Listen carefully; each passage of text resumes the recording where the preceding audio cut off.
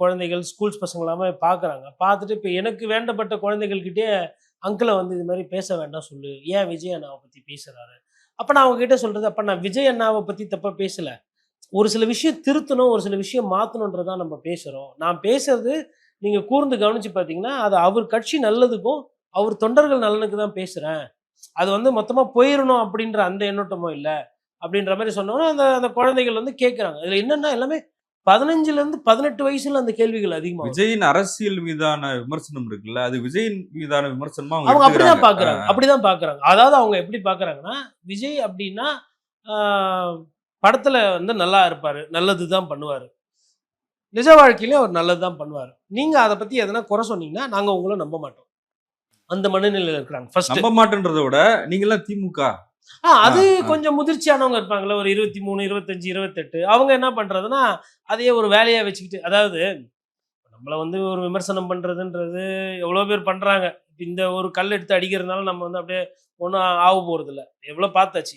Proper அரசியல்வாதிகள பார்த்துட்டு தான் நம்ம இந்த ஒரு ஒரு பேப்பர்ல வந்து நான் வந்து ஒரு ஒரு 10 வருஷம் சீஃப் ரிப்போர்ட்டரா இருந்திருக்கேன். ஒரு 7, 8 வருஷம் வந்து ரிப்போர்ட்டரா இருந்திருக்கிறேன். அப்புறம் சீஃப் ஆஃப் பியூரோவா இருந்திருக்கிறேன். சவுத் ஹெட் பொலிட்டிக்கல் எடிட்டராலாம் அந்த பாலிடிக்ஸ்க்கு ஹெட் பண்றதுக்குலாம் நான் பார்த்துருக்கிறேன்.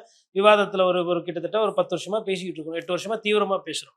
இதெல்லாம் பார்க்கும்போது நான் நெறைய அவமானங்கள், நெறைய அசிங்கங்கள், நெறைய பிரச்சனைகள் இதெல்லாம் பார்த்துட்டு தான் வந்திருப்பேன். பட் இவங்கள பார்க்கும்போது எனக்கு என்னன்னா, கோவத்த விட எனக்கு வந்து கொஞ்சம் அனுதாபம் தான் வருது. என்னன்னா, அ எதற்காக அவரு சொல்றாரு அப்படின்ற அந்த சிந்தனை இல்லாம அவங்க என்ன பேசுறாங்க, கொள்றாங்க. பட் எனக்கு அதுல ஒண்ணும் வருத்தம் கிடையாது. நம்மவர் தானே. நம்ம வீட்டு பசங்க தானே. அவங்க என்ன வெளியில இருந்தா வராங்க. அத பார்க்கும்போது ஒரு சில நேரத்துல இப்போ ஒரு ஒரு 20 பசங்க கிட்ட பேசுறோம். இப்ப அந்த நிகழ்ச்சிக்கு அப்புறமா நெறைய பேர் வந்து நம்பர் வாங்கி பேசுறது, இப்போ முன்னாடி பேசாதவங்க அது பர்ட்டிகுலரா இளைஞர்கள் வந்துட்டு பார்த்து கூட நம்ம பார்க்காம போவாங்க. ஆனா விஜய் அவர்களை பேசும்போது அவங்க வந்து கேட்குறாங்க, இது மாரி பேசினீங்க அப்படின்போது நான் ஒரு 5 நிமிஷம் 10 நிமிஷம் எடுத்து சொன்ன உடனே, சரி ரைட்டு ஓகே புரியுது. ஆ பண்ணியிருக்கலாம். இருந்தாலும் நீங்க கொஞ்சம் நமக்கும் அட்வைஸ் பண்ணிட்டு தான் போறாங்க. நம்ம அவங்களுக்கு வேண்டி அட்வைஸ் பண்றது அப்படி கிடையாது. நமக்கும் நீங்களும் கொஞ்சம் பார்த்து பண்ணுங்கண்ணா, பாவம்ண்ணா அவரு.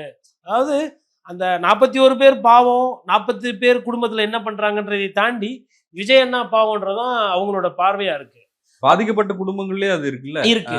அப்போ எனக்கும் அவங்களும் நாங்க எங்க வேறுபடுறோம்னா, நாங்க 2 பேரும் வருத்தப்படுறோம். யாரு விஜயோட ரசிகர்களும் சரி, நானும் சரி வருத்தப்படுறேன்.